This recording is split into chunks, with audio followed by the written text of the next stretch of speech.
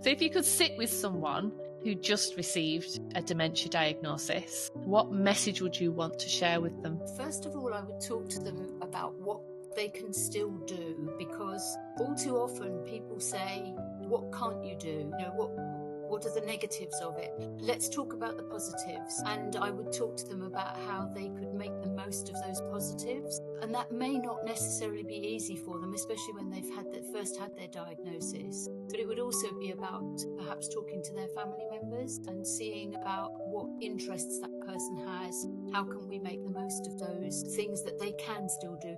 I did a radio interview back in Hereford and Worcester. Well, I did several, but there was one particular one where the interviewer said to me, "Oh, so what can't you do now?" And I said, actually, let's turn that around. What can I still do? Because it's about focusing on the positives.